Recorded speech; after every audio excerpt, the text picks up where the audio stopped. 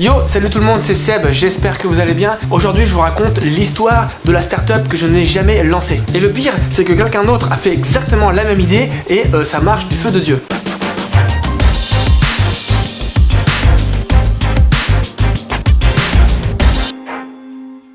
Alors cette histoire, elle commence en 2012. Et pour vous redonner un petit peu de contexte, 2012, c'est le moment où il y a une espèce de petit revival qui commence sur le thème des années 80. C'est encore très léger, on n'est pas à fond de Stranger Things et tous ces films-là, mais quand même, on voit sortir des petits visuels, des musiques, des jeux vidéo, enfin tout un tas de choses qui rappellent vraiment le thème des années 80. Ce qui s'explique d'ailleurs très bien parce que la plupart des gens qui ont grandi dans les années 80-90 se retrouvent dans les années 2010-2015 autour de la trentaine, donc en pleine carrière professionnelle, et ces gens-là, ils n'ont qu'une envie, c'est de faire des choses qui leur plaisent et des choses des fois qui leur rappellent leur enfance. Donc il y a ce petit côté nostalgique qui revient chez beaucoup d'entre eux et ça les pousse à sortir des projets qui finalement rappellent le thème des années 80. Je n'échappe pas à cette règle et un jour j'ai cette idée un peu farfelue de créer une arcade.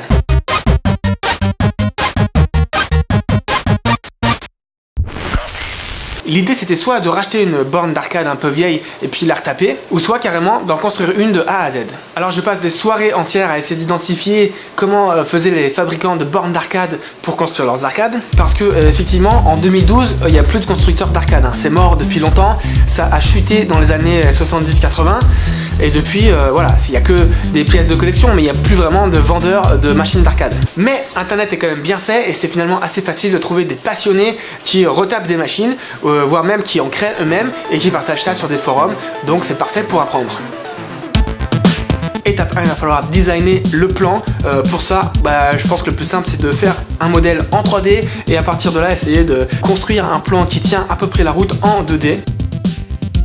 La deuxième étape de conception, c'est évidemment de trouver les pièces électroniques qui vont permettre de faire tourner les jeux. Il y a l'écran, alors à l'époque on faisait ça avec des écrans à tube cathodique qui étaient super lourds et qui prenaient une place de fou. Donc aujourd'hui on se galère plus trop avec ça. J'ai mis un écran LCD bien plus fiable. Voilà, il faut de la place aussi pour les haut-parleurs, parce que jouer avec du son c'est quand même mieux.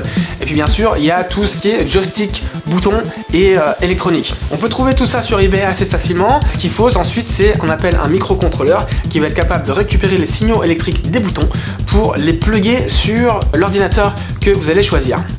Au niveau de l'ordinateur, l'avantage de ces jeux un peu rétro, c'est qu'ils ne sont pas gourmands du tout, ils ne prennent pas de place, donc on peut en installer et on peut les faire tourner sur des machines, on va dire, assez faibles. Ça peut tourner sur des Raspberry Pi. Moi je suis parti sur un petit Windows que j'ai acheté 50$ au magasin d'occasion du coin, ça fait parfaitement l'affaire.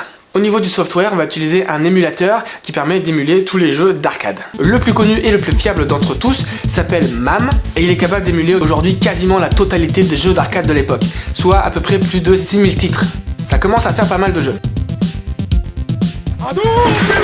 Ensuite, la partie la plus difficile selon moi, en tout cas pour moi, c'est vraiment de construire la borne parce qu'il faut trouver les bons outils, les manières de faire. Ça coûte cher en matériel, ça coûte cher en temps, on fait beaucoup d'erreurs au début. Il vous faut de la place, un garage parce que honnêtement, vous allez scier des planches énormes de bois, vous allez mettre de la peinture partout, vous allez découper les pièces, clouer. Il faut apprendre à faire des belles coupes de bois, il faut apprendre à bien assembler pour pas qu'il y ait de jour entre vos joints. Faire une belle peinture, c'est super difficile, un truc vraiment lisse, beau, joli. Il faut 4 ou 5 couches de peinture poncées entre chaque étape, c'est vraiment un sacré boulot. Mais les quelques semaines voire mois que ça va vous prendre à monter ça, eh bien je vous garantis que c'est une satisfaction totale, c'est vraiment quelque chose que je conseille à tout le monde.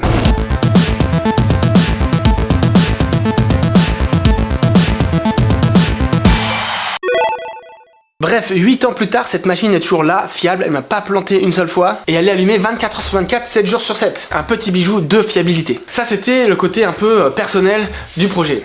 Ce qui s'est passé, c'est quand j'ai commencé un peu à en parler autour de moi, il y a pas mal de gens qui ont commencé à être intéressés, et quand ils ont vu le résultat et qu'ils ont pu tester un petit peu, ils se sont dit, franchement, j'en veux une. Et à partir de là, j'ai eu quelques demandes par-ci par-là de gens qui étaient prêts à mettre des milliers de dollars pour avoir les arcades. Tout ça en plus avait bien coïncidé avec le fait que les années 80 revenaient à la mode, on voyait plus de films, de musique, etc. Et voir ce genre de produit un peu délire, ça suscite quand même pas mal d'envie. Alors à ce moment-là, je me dis bon, il y a quand même du business à faire. Je me dis on va tenter quelque chose pour voir un peu. Je vais en produire et en vendre 2 d'un coup. Et l'idée ce coup-ci, c'est que dans ce processus-là, c'est de tout documenter, tout étudier et préparer un business model pour voir si vraiment effectivement franchement il y a moyen d'en faire un business qui tient la route. Alors rebolote, c'est parti, achat de matériel, de composants, on est reparti pour des semaines de travail. Bon, cette fois-ci je suis quand même allé pas mal plus vite et puis j'ai aussi amélioré le prototype. Et voilà, les bornes d'arcade se vendent bien, franchement les gens sont super satisfaits, ils les mettent dans leur bureau, leur coworking space, etc.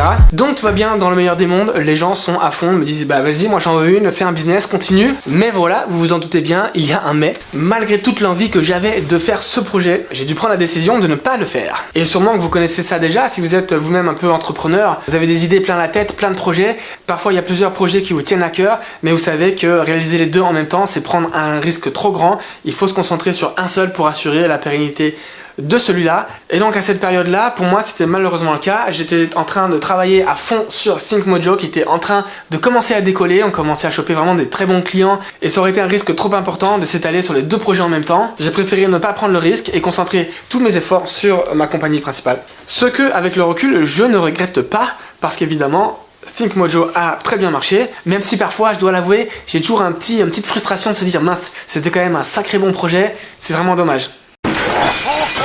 Alors peut-être que vous allez me dire, ouais, très bien ton idée, mais qui dit que ça aurait marché? C'est vrai, c'est pas forcément dit, ça aurait pu complètement foirer, mais quand même, il s'avère qu'à peu près 1 an ou 2 après, je repère une startup en France qui se lance sur exactement la même idée. Salaud! Alors évidemment, je les ai suivis de près et franchement, ils ont cartonné. La startup s'appelle Neolegend et franchement, ils font un boulot de fou. Et je pense que vous avez même très possiblement vu leurs arcades traîner dans les conférences, dans des aéroports ou dans des gares parce qu'elles sont partout. Sécurité passée.